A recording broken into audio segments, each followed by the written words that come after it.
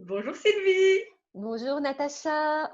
encore heureuse de te retrouver pour une nouvelle CAPS. Eh oui, on continue, on continue. Génial. Alors Sylvie, aujourd'hui j'aimerais qu'on embarque dans une émotion que je pense que tout le monde quand même connaît ou a connue, qui est notamment la colère. Eh oui. Et j'aimerais qu'aujourd'hui, si tu es d'accord, que on puisse aller voir en profondeur qu'est-ce que c'est que cette colère. Pourquoi on va se mettre dans un état de colère?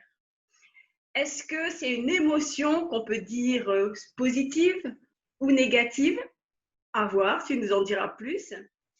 Et aussi, ce qui m'est venu, tu vois là, c'est de savoir si on peut aujourd'hui dépasser la colère, c'est-à-dire ne plus être esclave de cette émotion-là, ne plus être sous son joug. Est-ce qu'il y a moyen, en tout cas, de dépasser tout ça dans le temps? Eh bien, ça fait déjà deux voire trois belles questions et je crois que tu nous en réserves d'autres d'ailleurs. Oh oui. Alors, eh bien, suivez-nous.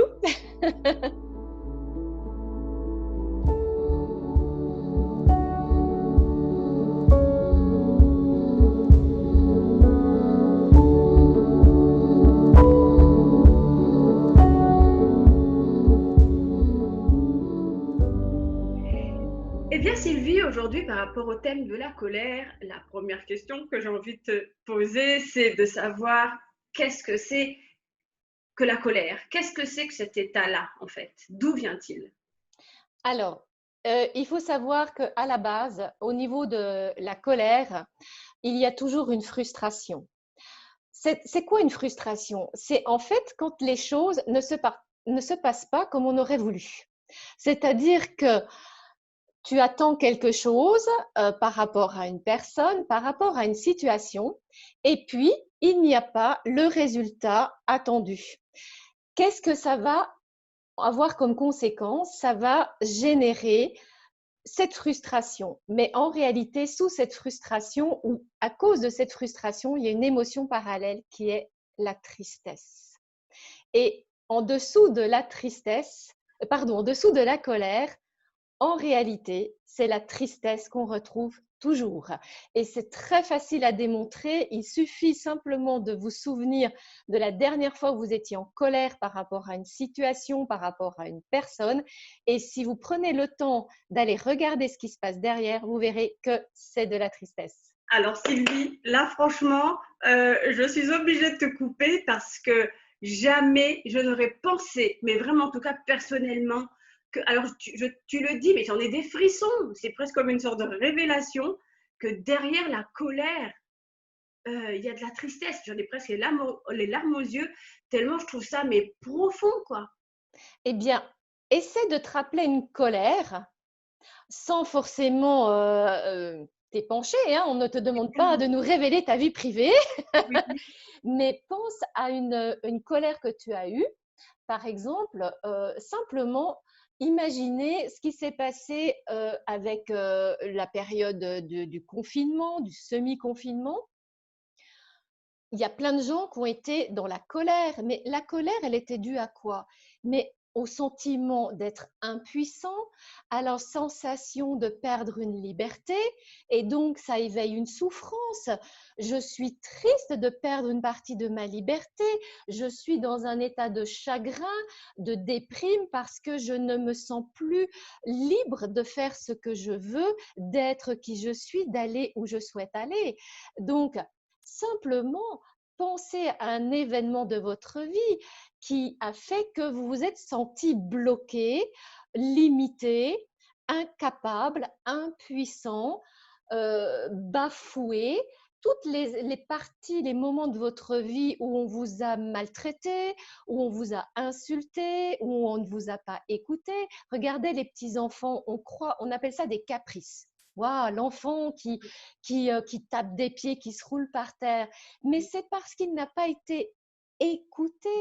Il a été frustré dans un besoin, dans réellement, non, au-delà du désir ou de l'envie d'être écouté, il avait, cet enfant, à un moment donné, besoin d'être écouté, entendu, reconnu, qu'on lui donne un moment d'attention et il ne l'obtient pas. Alors, il va chouiner, il va pleurer, ça ne marche pas. Alors, il tape des pieds et puis ça ne marche toujours pas. Alors, il hurle. Et là, les parents excédés, soit lui donnent une baffe, soit lui le punissent, lui disent d'aller dans sa chambre, soit lui disent bon, c'est bon, qu'est-ce que tu veux? Oui. Ok? Ouais. Donc, vous voyez, ça commence très très jeune. La plupart des gens vont exprimer la colère parce qu'ils ne sont pas écoutés, parce qu'on ne les entend pas réellement. D'accord. Donc, c'est vraiment la tristesse, tu es d'accord? Absolument. Alors là, vraiment, merci pour ouais, cette révélation-là. Effectivement, quand on entend ça, c'est comme si tristesse, plus tristesse, allait engendrer colère, en fait. Alors, là, c'est très important ce que tu dis, ce que tu mets en avant. Le fait que la plupart des gens, mais surtout les femmes, dans l'éducation, n'oubliez pas, il y a encore une cinquantaine, soixantaine d'années, et je vous assure que c'est encore d'actualité chez certains hommes ou certains médecins ou certains psys qui n'ont pas beaucoup évolué, eh bien, ces gens-là vont dire, dès qu'une femme se met en colère, mais mon Dieu, mais tu es hystérique. Oui, ouais. Et il y a au 19e siècle et au début 20e, une femme qui osait péter un câble parce qu'elle était à saturation de supporter justement des frustrations, eh bien, on l'emmenait dans un asile psychiatrique parce qu'elle était considérée comme folle, hystérique, ayant un trouble du comportement. Et après, avec le judéo-christianisme, on en revient toujours à ça, désolé, mais une femme qui se met en colère et même un homme qui se met en colère, ça n'est pas bien, ça ne sont pas des personnes respectables parce qu'elles ne savent pas se contrôler. Ah ben, ça amène du coup une question là qui m'inspire. Du coup, quand on entend justement toutes ces références que tu fais dans le passé par rapport à toutes ces personnes qui osaient exprimer leur colère, alors, est-ce qu'on peut, bon, je caricature un peu, mais est-ce qu'on peut dire que la colère est une émotion qui est positive ou négative? Alors, clairement, la colère, lorsque elle est exprimée dès qu'on la ressent, eh bien, comment dire?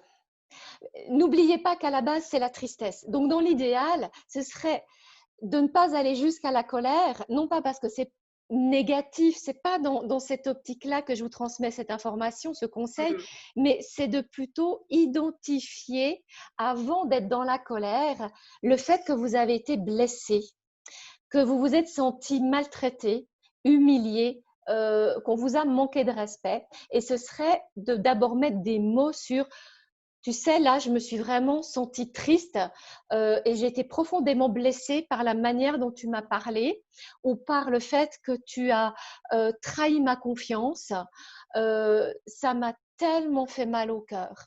Et là, on évite d'aller dans la colère. Il n'y a pas besoin de passer par l'état de la colère.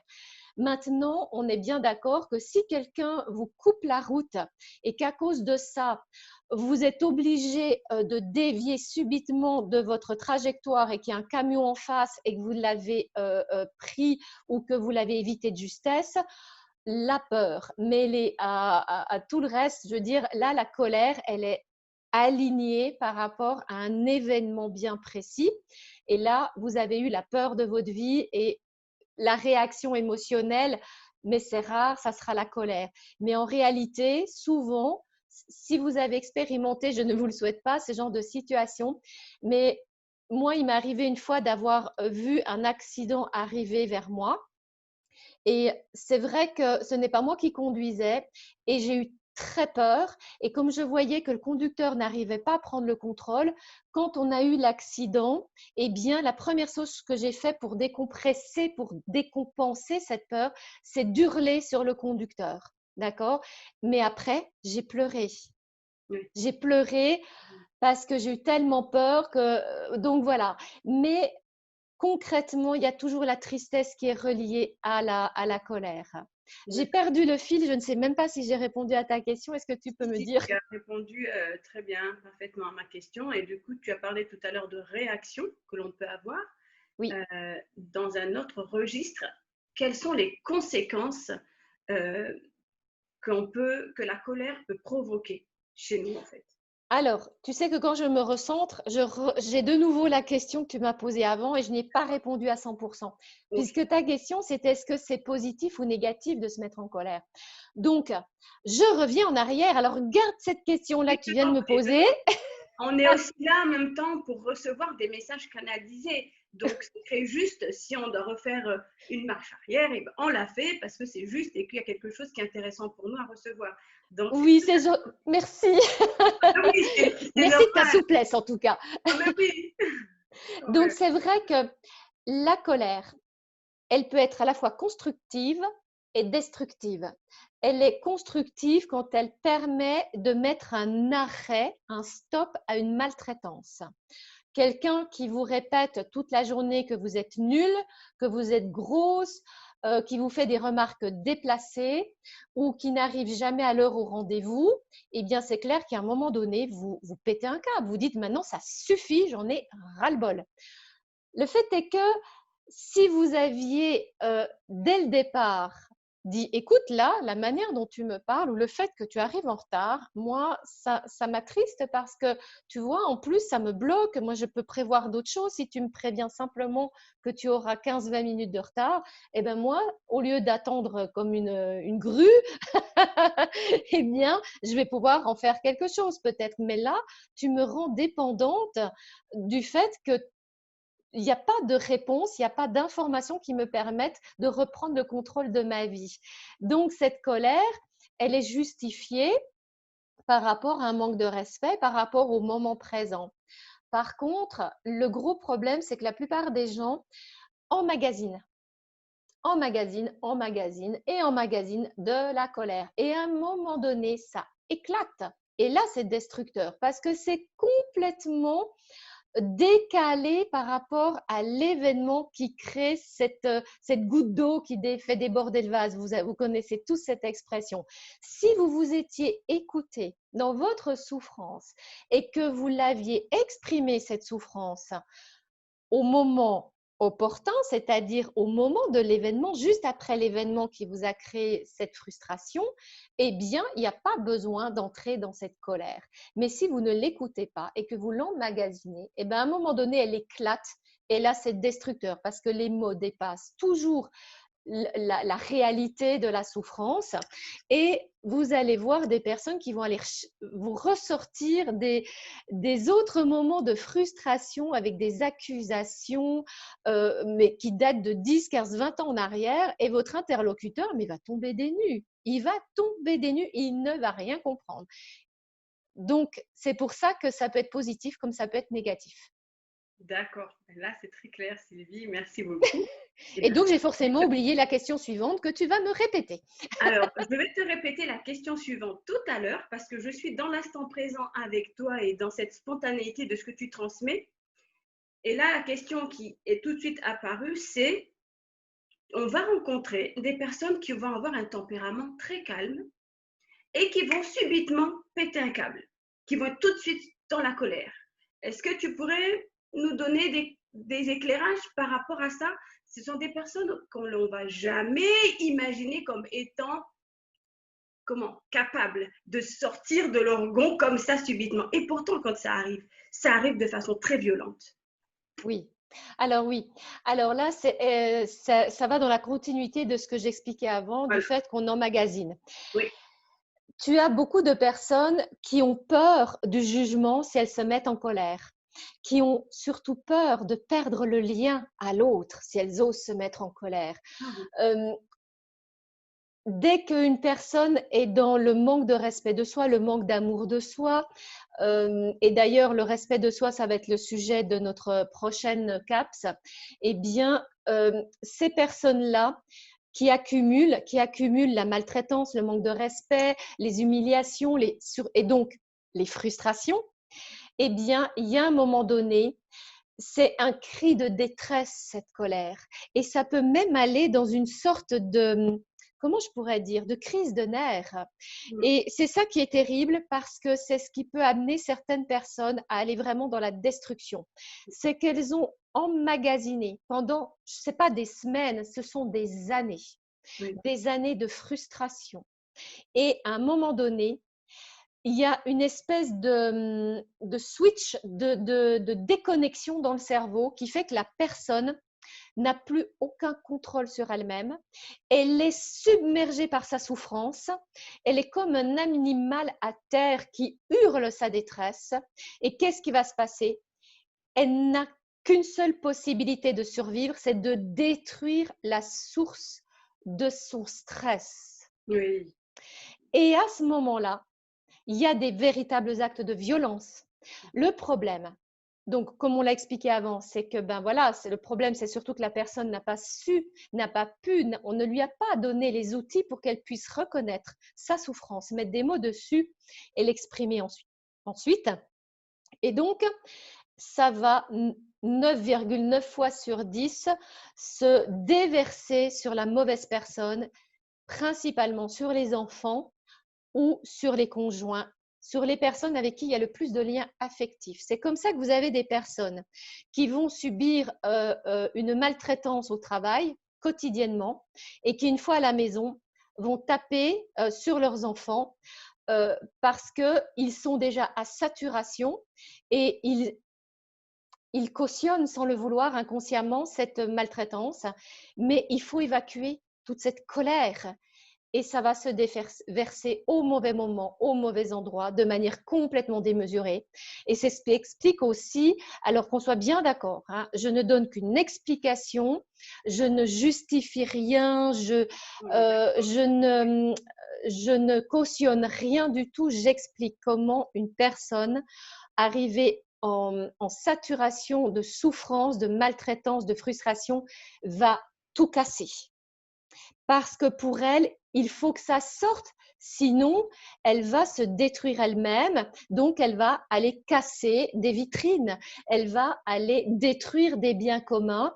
Mais après, je peux vous assurer que ces personnes-là, tout au fond d'elles, elles s'en veulent. Croyez-moi, ce n'est pas parce qu'elles ne le montrent pas ou qu'elles vous prennent un aspect pédant ou jean foutiste, qu'elles n'en ont rien à faire. Mais en gros, elles n'ont rien à faire de la vie parce qu'elles sont tellement frustrées, tellement dégoûtées, tellement vides à l'intérieur et elles n'ont pas d'autre solution que de casser pour évacuer ce stress. On pourrait en parler encore et encore Ah parce oui, que les c'est solutions sûr. de loin n'ont pas été encore mises en place par la société. Mais dans l'idéal, ce serait d'arriver à nourrir les personnes dès l'enfance, non pas de tout leur donner, parce qu'on sait très bien que s'il n'y a pas de frustration, ça ne permet pas à l'enfant, une fois adulte, de pouvoir supporter les stress de la vie, et parce que ben, la vie est faite de frustration. Mais quand il y a accumulation de frustration, c'est-à-dire de manque d'écoute en réalité, de manque d'attention envers les besoins de l'être humain, de l'enfant à l'âge adulte, eh bien, ça a des conséquences ça peut vraiment avoir des conséquences dramatiques. D'accord, merci Sylvie. Tout à l'heure, j'avais posé la question des conséquences que la colère pouvait provoquer. D'une certaine manière, je pense que là, tu as déjà apporté des Oui, éclairages, à moins que tu aies envie d'apporter quelques précisions, mais je trouve je que, vois. ouais, Oui, il y a aussi une question énergétique, ce qu'on me dit de mettre en avant. Et ça, pour l'avoir vécu une fois dans ma vie, une personne était très en colère contre moi. C'était presque de la haine, je dirais. Et je sentis dans mes corps énergétiques comme des couteaux, des pointes qui venaient vraiment. Et des personnes sensibles peuvent sentir quand une personne est en colère, une profonde colère qui se rapproche presque de la haine, hein, de l'envie de détruire l'autre justement, et bien énergétiquement, c'est extrêmement puissant. Et je peux vous dire que pendant des années, quand j'étais jeune femme, on va dire, eh bien, j'avais vraiment peur de la colère des autres. Et cette peur de la colère des autres faisait que j'allais faire en sorte pour éviter à tout prix toute forme de colère, ouais, pour ne pas casser le lien oui, même si je n'ai jamais été maltraitée de ma vie au niveau physique, je n'ai jamais reçu de maltraitance physique, eh bien, je ne peux pas vous expliquer, mais j'avais peur de cette violence physique qui est sous-jacente parce que quelqu'un qui est colérique 24/24, vous avez des personnes qui sont dans la colère tout Ah le oui, temps, tout le temps, tout le temps. Ces personnes-là, à un moment donné, peuvent s'autodétruire, c'est-à-dire en se faisant du mal, c'est-à-dire qu'elles vont taper dans un mur, se taper la tête contre un mur, se taper dans une porte ou n'importe. Et elles font ça pour éviter de taper un être humain. Donc, vous imaginez, mais la souffrance de ces personnes-là. Donc, voilà, je vois que c'est un thème qui est vraiment qui ah touche oui, c'est énormément de très, très. personnes parce que je suis tout le temps en train de me recentrer, tellement il y a de choses à dire. Ah Donc, oui, j'ai de nouveau perdu le fil, pardon. Oui, donc c'est cette histoire énergétique. C'est que la colère, quand elle émane comme ça, euh, il y a une décharge énergétique extrêmement violente. Sachez-le simplement, ne vous culpabilisez pas de ce que je vous dis. Je ne suis pas dans l'accusation, juste je vous explique que vraiment, autant l'énergie de l'amour est constructive, mais autant l'énergie de la colère, je parle vraiment de l'énergie et non pas de l'émotion, qu'on soit bien d'accord. Si on travaille, là, on parle d'un autre plan, vraiment le plan énergétique. Eh bien, là, par contre, c'est destructeur. d'accord, très bien. Merci Sylvie pour cette précision, effectivement, qui est très intéressante sur le parallèle entre l'énergétique et l'émotion qu'est la colère. Et là, vraiment, j'ai une dernière question, Sylvie, pour toi. On parle de colère, de ses multiples facettes. Est-ce que, si c'est possible, dépasser ça? Comment peut-être arriver au fil du temps à ne plus être l'esclave de cette émotion, mais savoir peut-être composer avec elle, je ne sais pas. Alors, tout ça, malheureusement, ça n'est pas possible. Ok, On ne peut pas dépasser la colère, on ne peut pas vivre avec et prétendre se respecter. ok, Dans l'idéal, la colère est une émotion tout à fait normale qui, qui passe à travers vous. Donc, ça n'est pas vous, ça passe à travers vous. Et ok. c'est dès que vous ressentez la colère, simplement identifier la souffrance qu'il y a dessous. N'oubliez pas, ce qui est immuable, c'est que la colère est générée par une frustration. D'accord? Les choses ne se sont pas passées comme vous le désirez. Alors, identifiez votre frustration, identifiez les conséquences que ça a au niveau de votre affect, c'est-à-dire de comment vous, par rapport à vous ou par rapport à l'autre, vous vous sentez à ce moment-là et exprimez-le. Et si vous le faites dans le moment présent, même si vous avez peur des conséquences, même si vous avez peur qu'on vous juge, même si vous avez peur d'être viré, même si vous avez peur de perdre le lien, je vous assure que si vous le faites dans le moment présent, même si à un moment donné, peut-être la personne en face va se braquer, il y a de très, très, très fortes probabilités qu'elle revienne et qu'elle vous dise, tu avais raison. Donc, sauf si vous avez affaire à un manipulateur. D'ailleurs, ça fera le sujet de plusieurs caps, à mon avis. On en parlera à un moment donné. Mais par rapport à cette colère, moi, je ne souhaite pas dire aux gens, mais contrôle ta colère. Mais parce que vous allez vous la reprendre en pleine figure 2 mois après, 3 heures après, 4 ans après. Elle va elle va ressurgir et ça sera forcément au mauvais moment avec la mauvaise personne et de manière inadaptée, inappropriée par rapport à la mesure de l'événement du moment présent. Très bien. Donc, n'essayez pas de contrôler votre colère. La colère est une émotion comme une autre, une énergie comme une autre. Ne lui donnez pas un pouvoir et pour ne pas lui donner un pouvoir qui vous rende esclave, c'est de identifier la souffrance due à la frustration et de l'exprimer. Très bien. Eh bien, Sylvie, merci vraiment pour toutes ces réponses, pour tous ces éclairages, en tout cas, personnellement, moi, qui m'ont beaucoup apporté, qui me permettront aussi de pouvoir comprendre aussi certaines personnes et d'avoir l'attitude juste face à ce genre de situation. Et donc, Sylvie, je te dis à tout bientôt On a parlé donc du respect de soi, manque de respect de soi, qui sera en tout cas le sujet d'une prochaine et future CAPS que nous vous proposerons. Je te dis à tout bientôt, Sylvie. Merci. À tout bientôt. Merci à vous tous pour votre fidélité. Merci.